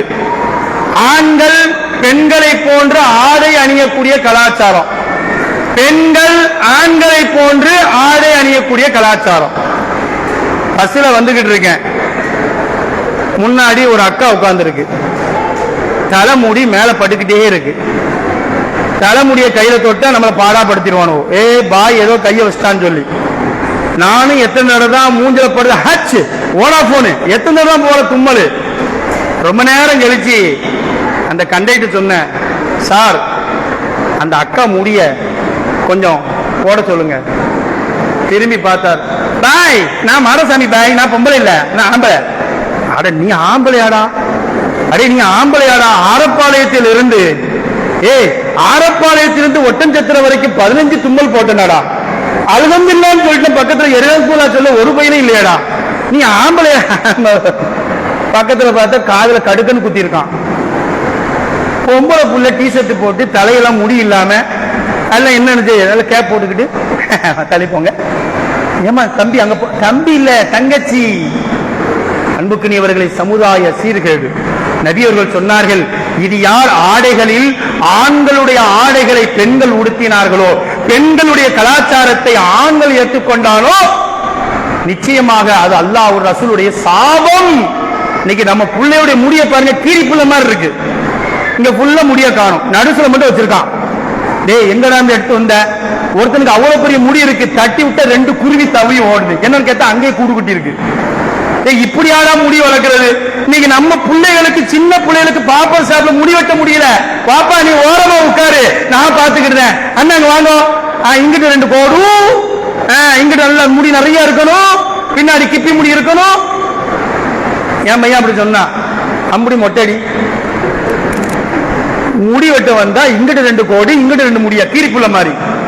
என்னைக்கு ஒருவன் ஆணுடைய சாயலில் பெண்களும், பெண்ணுடைய சாயலில் ஆண்களும் இருக்கிறீர்களோ அன்னைக்கே அங்கே மிகப்பெரிய சீரழிவு கேடு ஏற்படுகிறது என்று நபிகள் நாயகம் ஸல்லல்லாஹு அலைஹி வஸல்லம் சொன்னார்கள். எப்பொழுதுமே தன்னுடைய ஹிஜாபையும் தன்னுடைய மேனியையும் யாரும் பார்த்து விடக் கூடாது என்று நினைக்கணும். நம்ம அழகா இருக்கிறோம், கருப்பா இருக்கிறோம், வெள்ளையா இருக்கோம்லாம் கிடையாது. நம்ம ஈமானா இருக்கிறோம், பெண்களா இருக்கிறோம். அல்லாஹ் ரசூல் சொல்லிட்டாங்க. ஒரு சந்தர்ப்பத்தில் ஒரு பெண்மணி வருகிறார், சௌதா என்ற பெண்மணி வருகிறார். பார்ப்பதற்கு கருப்பு நிற பெண்மணி, கருப்பு நிற பெண்மணி வருகிறார். யா ரசூலல்லாஹ் இன்னி அத்தகஷஃபு ஃபதுல்லாஹ், அல்லாஹ்வின் தூதர் அவர்களே எனக்கு வலிப்பு நோய் வருகின்றது, அந்த வலிப்பு நோய் நீங்குவதற்கு துஆ செய்யுங்கள். நபி அவர்கள் சொன்னார்கள், வ இன் சபர்தி ஃபலகில் ஜன்னah வ இல்லம் சபர்தி ஃபஅதுல்லாஹ். அம்மா அல்லாஹ் உனக்கு சோதனையை தந்திருக்கிறான், நீங்க பொறுமையாக இருந்தா அல்லாஹ் உங்களுக்கு சொர்க்கத்தை தருவான், இந்த வலிப்பு நோயை பொறுத்துக்கோங்க என்று சொல்லும் பொழுது அந்த பெண்மணி சொன்னார்கள், யா ரசூலல்லாஹ் எனக்கு வலிப்பு நோய் வருவதை பற்றி நான் கவலைப்படவில்லை, ஆனால் பஜாரில் செல்லும் போது, கடை வீதியில் செல்லும் போது என்னை அறியாமலேயே யா ரசூலல்லாஹ் வலிப்பு நோய் வருகிறது ரசூலல்லாஹ், வலிப்பு நோயினால் நான் மெய்மறந்து கீழே விழுந்து விடுகிறேன் ரசூலல்லாஹ், என்னுடைய கரண்டை காலுக்கு மேலே ஆடை விலகி விடுகிறது யா ரசூலல்லாஹ், ரசூலல்லாஹ், என்னுடைய மணிக்கட்டுக்கு மேலே ஆடை விலகி விடுகிறது யா ரசூலல்லாஹ். அந்நிய ஆண்கள் எல்லாம் என் ஆடையை பார்க்கிறார்கள், என் மேனியை பார்க்கிறார்கள். நான் வெட்கப்படுகிறேன், வெட்கப்படுகிறேன். எழுந்தவுடன் எனக்கு வலிப்பு நோய் இருக்குது என்று நான் வருத்தப்படல, என் மேனியை பார்த்துட்டாங்களேன்னு வருத்தப்படுறேன். நீங்க அல்லாஹ்விடத்துல துஆ செய்யுங்க. வலிப்பு நோய் வந்துச்சுன்னா இந்த மணிக்கட்டுக்கு கீழே டிரெஸ் நகலக்கூடாது, இந்த கரண்டை காலுக்கு மேல டிரெஸ் நகலக்கூடாது. யா ரசூலல்லாஹ், நீங்க துஆ செய்யுங்க. நபி அவர்கள் சொன்னார்கள், சொர்க்கத்தின் பெண்மணியை பார்ப்பதாயிருந்தால் இந்த பெண்ணை பாருங்கள், சொர்க்கத்தின் பெண்மணியை பார்ப்பதாயிருந்தால் இந்த பெண்ணை பாருங்கள். வீட்டை விட்டு வெளியேறும் போது தன் முகத்தை தன் கணவனை தவிர, தன் தகப்பனை தவிர, தன் சகோதரனை தவிர வேறு எவனுக்கும் பார்த்து விடக்கூடாது என்று எந்த பெண்மணி ஈமானோடு இருக்கிறார்களோ அல்லாஹ் ரசூலோடு சொர்க்கத்தில் இருப்பார்கள். அல்லாஹ் அந்த நசீபை நம் அனைவருக்கும் தருவானாக. அதே மாதிரி வாலிப பசங்களும் கொஞ்சம் என்ன செய்யணும், ஜாக்கிரதையா இருக்கணும். சில ஊர்ல, இந்த ஊர்ல இல்ல, சில ஊர்ல ஆண்களுக்கு டீ குடின்னு சொன்னா போக மாட்டான், பெண்களுக்கு டீ குடினா வரிசைக்கா வந்து நிற்பான். அல்லாஹ் நல்லடியார்களே, பார்வையை தாழ்த்த வேண்டும். அங்குள்ள ஆள்கள் தான் நினைக்கிறாங்க, அசத்து நல்லா தானே போய்கிட்டு இருக்கு தண்டவாளம், ஏன் திடீர்னு தண்டவாளங்க வருது? அந்த 4 பேர் பேசுறாங்க, ஏன் தண்டவாளங்க வருது? நல்லா தானே போய்கிட்டு இருக்கு, நாங்க சிவனையும் தானே உட்கார்ந்து இருக்கிறோம். இங்க மட்டும் பேசிட்டு இங்க வரலன்னு வச்சுக்கோங்களேன், அடுத்து அங்க வர முடியாது. ஆண்கள் வாலிபர்கள் தன் பார்வையை தாழ்த்தி கொள்ள வேண்டும். நபிகள் நாயகம் ஸல்லல்லாஹு அலைஹி வஸல்லம் அவர்கள் ஒரு யுத்தத்திற்கு போயிட்டு வரும்போது ஹவ்வாத் என்று சொல்லப்படக்கூடிய ஒரு இளைஞர், ஹவ்வாத், அவர் பேரு ஹவ்வாத், ஒரு 18-20 வயசு இருக்கும். அவர் என்ன செய்யறாரு, யுத்தம் முடிஞ்சிட்டு பெண்கள் அப்ப என்ன செய்வாங்கன்னா, யுத்தத்துக்கு வரும்போது பாத்திரம் எடுத்து கொடுக்க, தண்ணி எடுத்து கொடுக்க, காயப்பட்ட மருந்து தடுவதற்காண்டி வருவாங்க. இப்ப இந்த ஹவ்வாத் என்ற சஹாபி நேர பெண்கள் இருக்கக்கூடிய இடத்துக்கு போய், ஹதீஸ் இது உங்களுக்கு ஆதாரம் கிடையாது, இப்படி இப்படி எட்டி பார்த்தாங்க. உடனே நபிகள் நாயகம் ஸல்லல்லாஹு அலைஹி வஸல்லம் அவங்க டக்குன்னு வெளியே வந்துட்டாங்க. என்ன ஹவ்வாத்தே, எங்க பெண்கள் இருக்கக்கூடிய இடத்துக்கு ஏன் வந்திருக்கியா? அவருக்கு ஒண்ணுமே சொல்ல முடியல. என்ன சொல்ல? யா ரசூலல்லாஹ், சவாதுல் ஜமல்லி, என் ஒட்டகம் காணாம போச்சு, என் ஒட்டகம் காணாம போயிட்டுன்ட்டாரு. செல்லதாசம் விட்டுட்டாங்க. சரி, ஒரு பொய் சொல்றாருன்னு விட்டுட்டாங்க. கொஞ்ச நேரம் கழிச்சு சொன்னாங்க, ஓ ஹவ்வாத்தே, உன் ஒட்டகம் கிடைச்சிச்சுன்னா எனக்கு சொல்லி விடுங்கன்னாங்க. ஆஹா, மாட்டிக்கிட்டோமே அப்படின்னு சொல்லி ரசூல்லா மறந்துடுவாங்கன்னு சொல்லி ரசூல்லா கண்ணையே மாட்டுறதில்லை. ரசூல்லா கண்ணையே மாட்டினா தானே கேட்பாங்கன்னு சொல்லி ஒளிஞ்சு ஒளிஞ்சு போனாரு. நபி அவர்கள் படையை விட்டு போகும்போது ஹவ்வாத்தை பார்த்து கேட்டாங்க, யா ஹவ்வாத், மா சவாது ஜமலி, தொலைஞ்சு போன ஒட்டகம் கிடைச்சிருச்சான்னு கேட்டாங்க. யா ரசூலல்லாஹ், வலவீசி தேடிக்கொண்டு இருக்கிறேன். என்ன செய்ய, அவளால் சொல்ல முடியல. வலவீசி தேடிக்கொண்டு இருக்கிறேன், கிடைக்கல.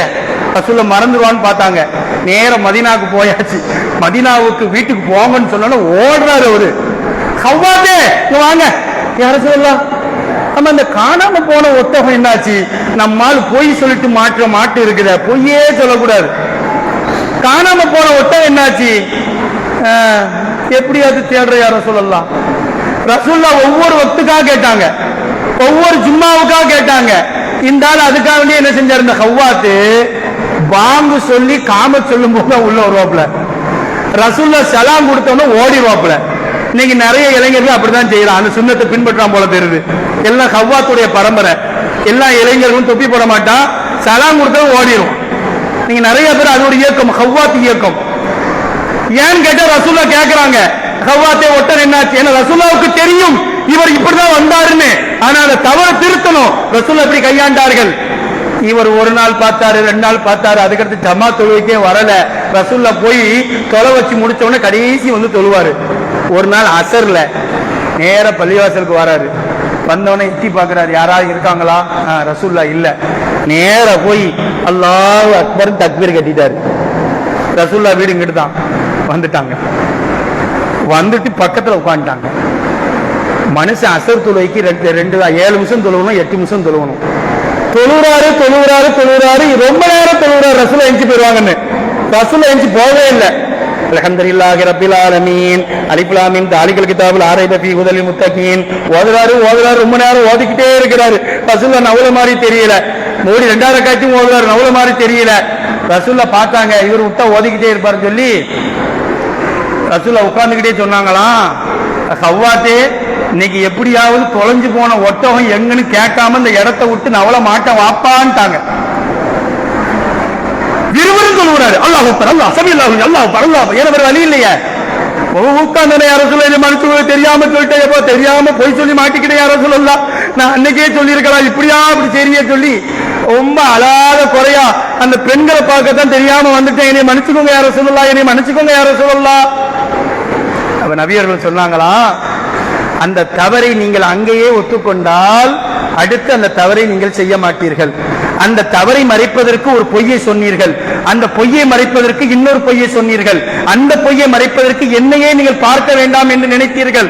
ஒரு பொய்யுக்காக ஒரு மார்க்கத்தை விட்டு விலகி, ஒரு பொய்யுக்காக நபியை விட்டு கூட விலகக்கூடிய சூழ்நிலை இளைய சமுதாயத்திற்கு வரக்கூடாது என்பதற்காகத்தான் பெருமானார் ஸல்லல்லாஹு அலைஹி வஸல்லம் அவர்கள் அங்கே திருத்தினார்கள். நம்முடைய பிள்ளைகள் அப்படிதான் திருத்தணும். நபிகள் நாயகம் ஸல்லல்லாஹு அலைஹி வஸல்லம் வந்துகிட்டே இருக்கிறாங்க, திடீர்னு ரசூலுல்லாஹ் மேல ஒரு கல்லு விழுது, ஒரு பொடி கல்லு விழுது. என்னன்னு கேட்டா, நம்ம ஊர்ல இந்த புளிய மரம் இருக்கும் இல்லையா, புளிய மரம் ரோட்ல புளிய மரம் அனாதையா இருந்தா விடுவோமா? அல்லாஹ்வுடைய படைப்பு, கொஞ்சம் சுவைப்பம்னு எடுத்துருவோம். இதே நம்ம வீட்டு புளிய மரத்தை யாராவது கையை வச்சா விடுவோமா? கையை எடுத்துருவோம். அப்ப என்ன செஞ்சாங்க, பொது மரம் கல்ல தூக்கி என்ன செய்யற, பேரிச்சம்பழத்தை எடுக்கிறாரு அந்த சஹாபி. ரசூலுல்லாஹ் மேல பட்டுச்சு. ரசூலுல்லாஹ் கூப்பிட்டாங்க, நம்ம பிள்ளை எப்படிதான் திருத்தணும். நபி அவர்களை கூப்பிட்டாங்க. எப்ப அந்த மரம் என்பது ஒரு ஆளுக்கு சொந்தமான மரம் கிடையாது, சொந்தமான மரம் தான் எடுக்கக்கூடாது.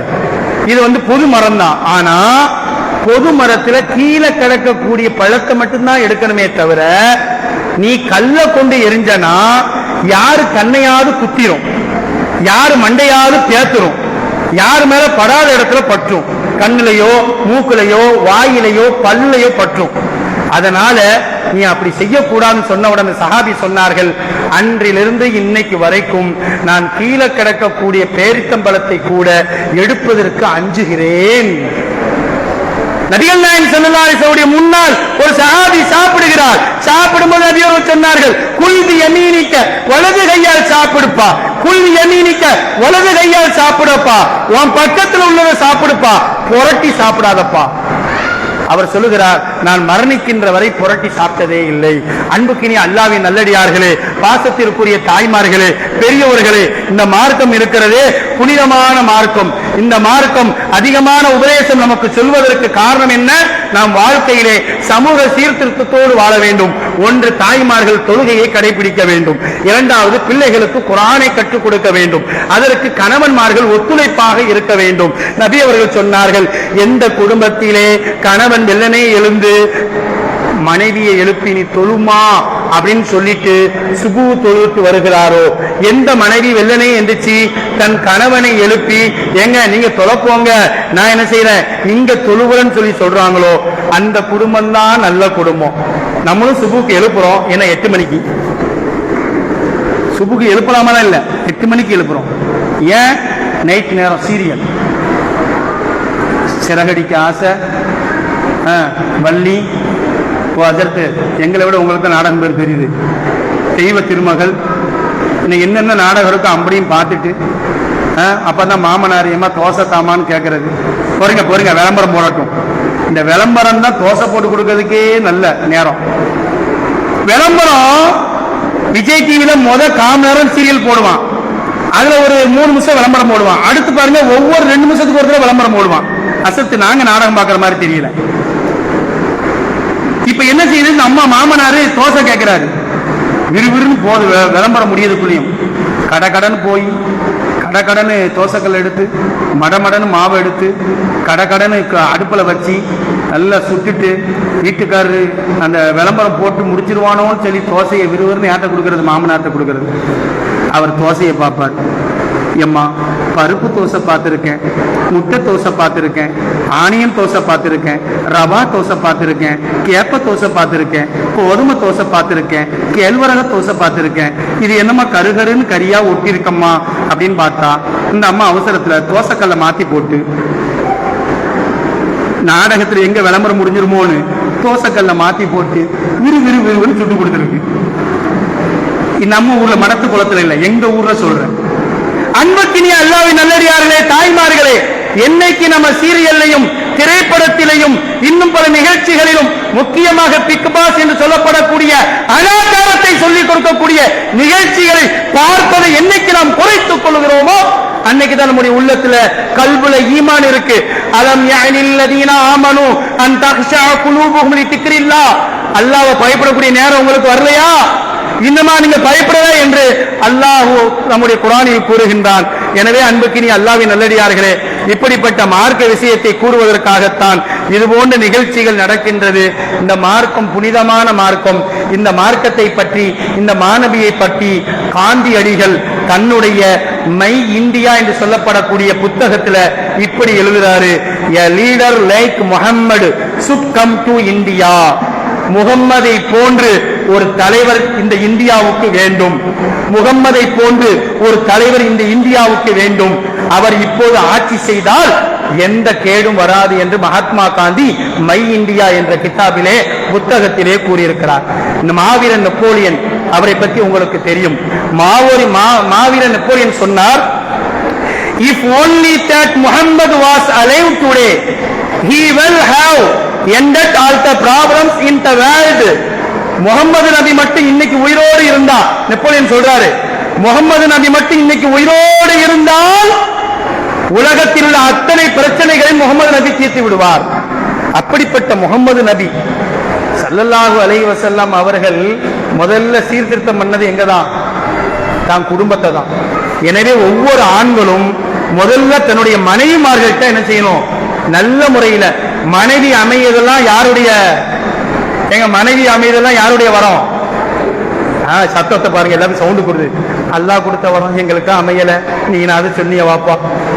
ஒரு பயான்ல இப்படி சொல்லிட்ட, உதுகுலு ஜன்னத்தக்கும் அஸ்வாஜக்கும் துஹபரூன். அல்லாஹ் குர்ஆன்ல சொல்றான், நீங்களும் உங்க மனைவிமார்களும் சொர்க்கத்துக்கு ஒண்ணு போல போவீங்கன்னு சொல்லிட்டான். ஒரு ஆள் தொலையே வரல. ஓ வாயா, துழுவ கரெக்டா வந்துருக்க தம்பி, ஏன் தொலை வர மாட்டேங்கிய? அட போங்க அசரத்து, போன வர பயான்ல இப்படி ஒரு வார்த்தையை சொல்லிட்டிய. என்ன வார்த்தை? நீங்களும் உங்க பொண்டாட்டியும் சேர்ந்த மாதிரி சொர்க்கத்துக்கு போவீங்க. எனக்கு இங்க இருக்கிறதெல்லாம் பத்தாதான், இங்கேயே எனக்கு முடியலன்னு சொல்லிதான் அந்த அரை மணி நேரம் ஒரு மணி நேரமா பள்ளியாசல் வந்து உட்கார்றேன். சொர்க்கத்திலயுமா அங்க இருக்கணும்? முடியல, என்னால முடியாது. அப்ப நான் சொன்னேன், அப்படிலாம் கிடையாது. உங்க மனைவி சொருக்கத்துக்கு போனா சொருக்க பெண்மணியா மாறிடுவாங்க. அங்கெல்லாம் காய்கறி வாங்க வேண்டாம், கத்தரிக்காய் நறுக்க வேண்டாம், முள்ளங்கி வாங்க வேண்டாம், அவங்க உங்களை அடிக்கவும் மாட்டாங்க, நீங்க சேலை எடுத்து கொடுக்க வேண்டாம், எல்லாம் அல்லாவே சொருக்கத்துல கொடுத்துருவான். இப்படி தவறாக. அப்ப முதல்ல நமக்கு மனைவி சரியா இருந்தா போதும், உலகத்துல நம்ம எப்படின்னா செஞ்சிடலாம், வாழ்ந்துடலாம். லியோ டால்ஸ்டாய் ஒரு கிரேக்க அறிஞர், நம்மளாம் படிச்சிருப்போம். நிறைய பல்கலைக்கழகத்துல அவருடைய புத்தகம் இருக்குது. லியோ டால்ஸ்டாய் அவர் இறக்கும் போது ஒரு வார்த்தை எழுதி வச்சுட்டு இறந்தாராம்.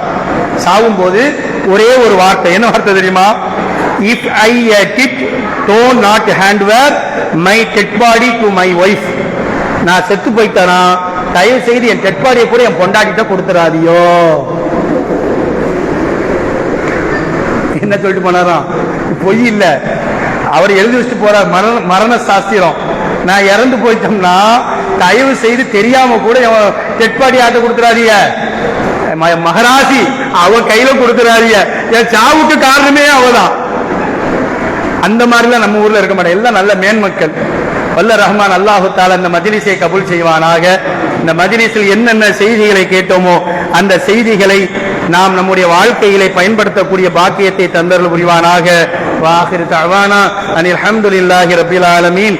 அஸ்ஸலாமு அலைக்கும் வ ரஹ்மத்துல்லாஹி வ பரகாத்துஹு.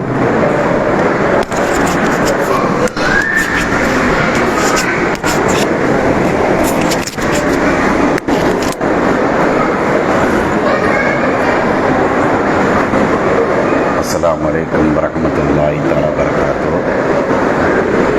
அன்பார்ந்த ஜமாத்தார்களே, அருமை தாய்மார்களே, ஹதரத் அவர்கள் நிறைய செய்திகள் சொன்னாங்க. குறிப்பாக நாம் ஈமான் உள்ளவர்களாக வாழ வேணும், ரசூலுல்லாஹ்வுடைய சுன்னத்தை அவங்க சுன்னத்தை கடைபிடிக்கப்பட வேண்டும். உலகத்தில் எத்தனையோ பெரிய பெரிய அறிவாளிகள் எல்லாம் அறிஞர்கள் எல்லாம் வாழ்ந்தாங்க. அப்படிப்பட்ட அதற்கு கடைசியில் முடிக்கும் போது கூட ஒரு செய்தியை சொன்னாங்க. ஒரு அறிஞர், நான் மரணித்து விட்டா என்னுடைய ஜனாசாவை என் மனைவி இடத்தில் கொடுத்து விடாதீங்க அப்படின்னு. காரணம், மனைவிட்ட எப்படி நடக்கணுங்கிறது அவர் அறிஞராக இருந்தார், தெரியல. ஆனா ரசூலுல்லாஹி ஸல்லல்லாஹு அலைஹி வஸல்லம் அவர்கள் மனைவிமாரிடத்தில் எப்படி நடந்துகிட்டாங்க, அது மாதிரி நிறைய செய்திகள் அதிர்த்தவங்க நிறைய கோடிட்டு காட்டாங்க. ரசூலுல்லாஹே சொன்னாங்க, கைருக்கும் கைருக்கும் அகலி, உங்களில் சிறந்தவர் யார்? உங்கள் மனைவி இடத்தில் சிறந்தவர் தான் உங்களில் சிறந்தவர். நம்ம நிறைய நிக்காதுல கூட அடிக்கடி நம்ம சொல்லுவோம். அப்ப அருமையானவர்களே, ரசூலுல்லாஹ் எல்லா விஷயத்துக்கும் நம்ம இந்த உலகத்துல வாழ்கிற பொழுது எல்லாத்தையும் சொல்லி காட்டினாங்க. அது மாதிரி அதற்கு அவங்களுடைய பயான்ல நிறைய மேற்கோள் காட்டி வந்தாங்க. நம்ம நல்ல விஷயத்தை செய்யணும், பாவமான விஷயத்தை நாம விட்டுறணும், அதை தவிர்த்து கொள்ளணும். அதற்கு அவங்க எப்படிப்பட்ட விஷயங்கள் சொன்னார்களோ அதை கேட்டு நடக்கூடிய பாக்கியத்தை அல்லாஹ் நம்ம அத்தனை பேருக்கும் தந்துருவானாக. பாவமான காரியத்தை விட்டு தவிர்த்து கொள்ளக்கூடிய நசீப் அல்லாஹ் நம்ம அத்தனை பேருக்கும் தந்துருவானாக. அவங்களுடைய பேச்சு ரொம்ப அற்புதமா பேசுறாங்க, நிறைய செய்திகள் சொன்னாங்க. இந்தியாவில் நாம் வாழக்கூடிய இந்தியாவுடைய தேசத்துல கர்நாடகத்துல ஒரு பெண்ணு 100 இளைஞருக்கு முன்னால் அல்லாஹ் யாருக்கும் பயப்படல. அந்த பெண்ணை சுத்தி 100 இளைஞர்கள் இருக்கிறாங்க. அந்த பெண்ணை பரியாசம் பண்ண, கிண்டல் பண்ண அந்த 100 இளைஞர்களும் பரியாசம் பண்ணாங்க. அந்த இளைஞர்களுக்கு பயப்படாம ஒத்த பெண்ணு முக்காடு போட்டு அல்லாஹ் அக்பர் சொன்ன அந்த செய்தி அகத்துக்கு மேற்கோள் காட்டினாங்கடா. இது எங்கேயோ நடந்ததில்லை, நாம் இருக்கிற இந்தியாவில் நடந்த செய்தி தான். எனவே அருமையானவர்களே, மார்க்கப்பட்டுள்ளவர்களா வாழ்வதற்கு வல்ல ரஹ்மான் நம்ம அத்தனை பேருக்கும் தௌஃபீக் செய்வானாக. அருமையான தாய்மார்களே, மீண்டும் மீண்டும் உங்களுக்கு ஞாபகப்படுத்துறேன், உங்களுடைய குழந்தைகளை மதரசாவுக்கு அனுப்பி வைங்க. நம் குழந்தை மார்க்கப்பட்டுள்ளவர்களாக, மார்க்க சிந்தனை உள்ளவராக நம் குழந்தை உருவாக வேண்டும். எனவே மறந்துடாம உங்களுடைய குழந்தைகளை மதரசாவுக்கு அனுப்புங்க. அதே போல ஆலிமா பாடத்திட்டமும் நடத்தப்படுகிறது, அதுக்கு உங்களுடைய குழந்தைகளை மதரசாவுக்கு அனுப்புங்க. நாம் மடத்து குளத்து வாழக்கூடிய அத்தனை மக்களும், ஆண்கள் பெண்களும் மார்க்கப்பட்டுள்ளார வாழ்வதற்கு வல்ல ரஹ்மான் நம்ம அத்தனை பேருக்கும் தௌஃபீக் செய்வானாக. அடுத்து நீங்க யாரும் எந்திரிக்க வேண்டாம், உங்களுக்காண்டி உணவு வரும். அது வரைக்கும் எல்லாரும் செலவாத்து சொல்லுங்க, உணவு கொடுத்துக்கிட்டே இருப்பாங்க. நீங்க யாரும் எந்திரிக்க, ஏன்னா செலவாத்து ரசூலுல்லாஹ் மீது ஒரு செலவாத்து சொன்னா 10 நன்மை கிடைக்கிறது, 10 பாவங்கள் அழிக்கப்படுகிறது, 10 அந்தஸ்துக்கு அல்லாஹ்விடத்தில் நமக்கு அல்லாஹ் 10 அந்தஸ்தை தர்றானா. அதனால நம்ம ரசூலுல்லாஹ் மீது செலவாத்து சொல்லுவோம். யாரும் எந்திரிக்காதுங்க, அப்படி உட்காருங்க. அல்லாஹும்ம ஸல்லி அலா முஹம்மதின் அல்லாஹும்ம ஸல்லி அலைஹி வஸல்லிம் அல்லாஹும்ம ஸல்லி அலா முஹம்மதின் அல்லாஹும்ம ஸல்லி அலைஹி வஸல்லிம் அல்லாஹும்ம ஸல்லி அலா முஹம்மதின் அல்லாஹும்ம ஸல்லி அலைஹி வஸல்லிம் அல்லாஹும்ம ஸல்லி அலா முஹம்மதின் அல்லாஹும்ம ஸல்லி அலைஹி வஸல்லிம் அல்லாஹும்ம ஸல்லி அலா முஹம்மதின் அல்லாஹும்ம ஸல்லி அலைஹி வஸல்லிம் அல்லாஹும்ம ஸல்லி அலா முஹம்மதின் அல்லாஹும்ம ஸல்லி அலைஹி வஸல்லிம் اللهم صل على محمد اللهم صل عليه وسلم اللهم صل على محمد اللهم صل عليه وسلم اللهم صل على محمد اللهم صل عليه وسلم اللهم صل على محمد اللهم صل عليه وسلم اللهم صل على محمد اللهم صل عليه وسلم اللهم صل على محمد اللهم صل عليه وسلم اللهم صل على محمد اللهم صل عليه وسلم اللهم صل على محمد اللهم صل عليه وسلم اللهم صل على محمد اللهم صل عليه وسلم اللهم صل على محمد اللهم صل عليه وسلم اللهم صل على محمد اللهم صل عليه وسلم اللهم صل على محمد اللهم صل عليه وسلم اللهم صل على محمد اللهم صل عليه وسلم اللهم صل على محمد اللهم صل عليه وسلم اللهم صل على محمد اللهم صل عليه وسلم اللهم صل على محمد اللهم صل عليه وسلم اللهم صل على محمد اللهم صل عليه وسلم اللهم صل على محمد اللهم